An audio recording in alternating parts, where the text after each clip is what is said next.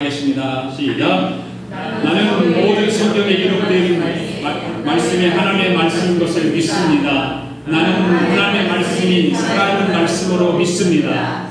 나는 하나님의 말씀이 조금 더 오류가 없음을 믿습니다. 오늘도 하나님의 말씀을 배우면서 그 말씀을 깊이 묵상하고 마음에 받아들여 꼭 변화되기를 고백하며 이제 절대로 부패되지 않고 불멸하고 영원한 하나님의 말씀을 듣게 될 것인데, 오늘도 하나님의 말씀을 통하여 반드시 내 삶이 변화될 것을 예수님의 이름으로 기도합니다. 아멘. 세월은 참 빠른 것 같습니다. 벌써 5월달이 되었습니다. 5월은 가정의 달입니다. 성도들의 가정들마다 하나님의 도우심과 하나님의 돌보심이 있기를 축복합니다. 시리아에 오헬로란 장사가 있었습니다. 그의 꿈은 세상에서 최고의 강자를 만나서 그의 제자가 되는 것이 꿈이었습니다. 그런데 가만히 보니까 왕이 최고로 강자로 보였습니다. 그래서 왕을 찾아가서 충성을 맹세하고 왕자의 제자가 되었습니다. 그런데 어떤 소리 한마디만 들으면 이 왕이 벌벌벌벌 떠는 거였어요. 그 말이 무슨 말이냐면 악마라는 소리였습니다. 그 악마라고 하는 소리만 들으면 이 왕이 벌벌벌벌 떨었습니다. 그래서 이 오헬로라고 하는 장사가 왕보다 더 강한 자가 있구나, 바로 그 악마가 더 강한 자구나, 그래서 생각하라고 악마를 찾아가서 악마의 제자가 되었습니다. 그때로부터 오헬로는 악마를 쫓아다니면서 온갖 못된 일을 다 합니다. 그런데 이 오헬로는 그 무서운 악마도 하나만 보면 꼼짝 못하는 것이 하나 또 있다는 것을 발견하게 되었습니다. 바로 이 악마는 바로 예수님의 십자가 앞에서는 꼼짝도 못하는 거였어요. 벌벌벌 떠는 거였어요. 그래서 오헬로는 예수님의 제자가 되기를 다짐을 하고 예수님을 찾아다닙니다. 그런데 아무리 찾아도 찾을 수가 없었습니다. 결국은 이 오헬로라고 하는 사람이 어떻게 하냐면 많은 사람들이 왕래한 그 나름터에서 사공이 되어서 매일 오가는 사람들 중에서 예수님이 없는가 하고 살펴보았어요. 어느 날 비가 엄청나게 쏟아졌습니다. 갑자기 밤에 한 소년이 다급하게 그 오헬로의 집을 찾아왔습니다. 그리고 오헬로가 문을 열고 그 소년을 맞아주면서 왜 왔냐고 물어보니까 이 소년이, 아저씨, 저희 어머니가 지금 위독하다는 연락을 받았는데요, 지금 강을 건널 수 없잖아요, 나 좀 강을 좀 건너게 해주세요 라고 사정을 합니다. 물결이 세서 도저히 배를 띄울 수 없었는데 이 오헬로가 이 소년의 이야기를 듣고서 안타까운 마음이 들어서 할 수 없이 내 등에다 업고 건너게 해줘야 되겠다 생각을 하고 이 소년을 등에 업고 물길을 따라서 자기가 아는 그런 걸어서 갈 수 있는 그 코스를 찾아서 물길을 찾아서 갔습니다. 강에 깊이 들어갈수록 점차 이 소년이 무거워지기 시작하는 거예요. 너무 무거워서 가는 것이 참 힘들 정도로 막 물속에서 무거움을 느낍니다. 그래서 오헬로가 말합니다. 야, 너 왜 이렇게 무겁니? 그래요.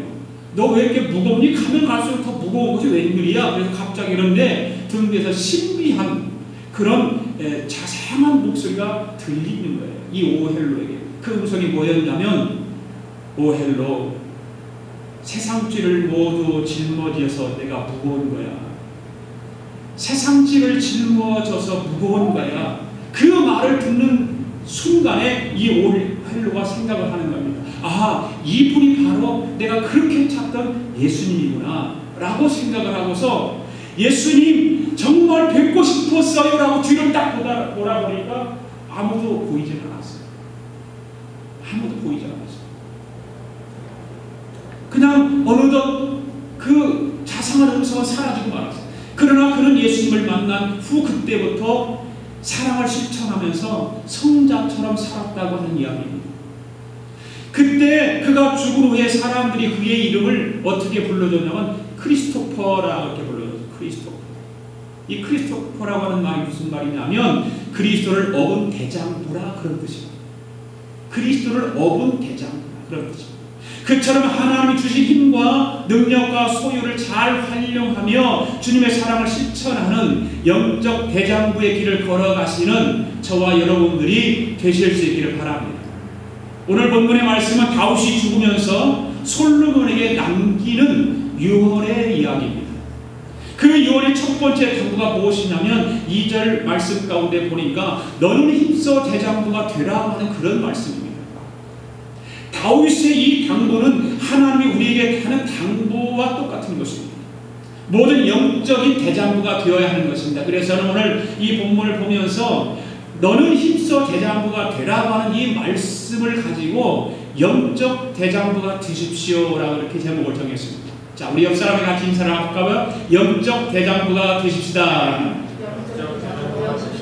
옆 사람에게 또 하십시오. 영적 대장부가 되십시오. 그리고 쳐다보고 이야기를 해야 되는데 우리나라 사람들 그것이 참 안 돼요. 옆 사람을 좀 보고서 이야기하라고는 이렇게 손이 갔는데 얼굴이 뛰어요. 영적 대장부가 되십시오. 참 이상해. 그게 우리나라 사람들의 그게 단점인 것 같아요. 얼굴을 똑바로 보고서 눈을 받아보고 해야 되는데 눈을 못 바라보는 것이 우리나라 사람들이 양반 기질이 있어서 그러는 것 같아요. 부부지간에도 못하세요. 부부지간에도. 부부지간에 참 더 좋을 텐데 부부지간에도 못하는 거 보면은 참 우리나라 사람들은 좀 그런 것 같아요. 자, 우리가 오늘 본문의 말씀을 통해서 그렇다면 우리가 영적 대장부가 되기를 원하는데 인사했습니다. 영적 대장부가 되십시오. 영적 대장부가 되십시다라고 인사를 했는데 그럼 영적 대장부가 되기 위해서 어떻게 해야 될까요? 저처럼 큰 생각을 가져야 합니다. 큰 생각. 영적인 대장부가 되려면 생각이 커야 됩니다. 자, 1절과 2절 말씀을 함께 읽어볼까요? 시작. 다윗이 죽을 날이 임박하매 그의 아들 솔로몬에게 명령하여 이르되 내가 이제 세상 모든 사람이 가는 길로 가게 되었노니 너는 힘써 대장부가 되고 이렇게 1절 2절 말씀 가운데 기록하고 있습니다. 다윗이 지금 죽음 앞에 서 있습니다. 그래서 후계자인 아들 솔로몬에게 왕으로서의 지켜야 할 일들을 유언하고 있는 것입니다. 그 유언이 무엇입니까? 바로 힘써 대장부가 되라 그 말입니다. 힘써 대장부가 되라. 대장부가 되라고 하는 말은 큰 생각을 가지라 그 말입니다. 큰 생각을. 대장부가 좁쌀 영감같이 속이 좁으면 되겠어요? 생각이 좁으면 되겠어요? 그렇잖아요. 대장부는 생각이 커야 됩니다. 굉장히 커야 됩니다. 좁쌀 영감처럼 좁아 터지지 말고 큰 생각을 가지고 앞으로 너에게 주어질 나라의 통치를 큰 마음을 가지고 하라는 거예요. 큰 마음을 가지고. 여러분, 사람에게는요 수시로 부정적인 생각과 그런 긍정적인 생각이 있습니다. 그렇잖아요. 부정적인 생각이 올 때가 있고 부정적인 생각이 할 때가 있습니다. 그때 부정적인 생각을 붙잡으면 삶이 위축됩니다. 그리고 상처가 생깁니다. 그리고 영혼이 왜소해집니다. 그런데 긍정적인 생각을 붙잡으면 삶은 점점 확장되지고 상처가 아물고 영적인 생각이 커지는 것입니다. 할렐루야. 예. 따라서 해볼까요? 부정적인 생각을 붙잡으면 위축되고 상처가 생기고 영혼이 왜소해되지만 긍정적인 생각을 붙잡으면 삶은 점점 확장되고 상처가 아물고 영적인 생각이 커진다. 할렐루야. 네. 상상력이라고 하는 것은 현실보다 더 중요한 것입니다. 그래서 생각의 폭을 넓혀야 하는 것입니다. 생각의 폭을 넓혀야 됩니다. 바르게 성공한 사람들을 보십시오. 그들은 확실히 생각이 다릅니다. 좁쌀 영감처럼 생각이 좁은 것이 아니라 생각이 큽니다. 그래서 되게 생각이 크고 긍정적이라고 하는 것이죠. 네. 우리나라 속어 중에 잔머리를 굴린다 그런 말이 있죠. 잔머리를 굴린다. 여러분들 주위에 잔머리 굴리는 사람 없습니까? 잔머리 굴리는 사람들 여러분들 뭐라고 그러죠? 그런 사람들 보고 뭐라고 그럽니까? 잔머리 굴리는 사람 보고. 여러분 나름대로 뭐라고 그러지 않아요? 네? 뭐요? 재수없어요. 잔머리 굴리는 사람 보고 재수없다고 그러는군요.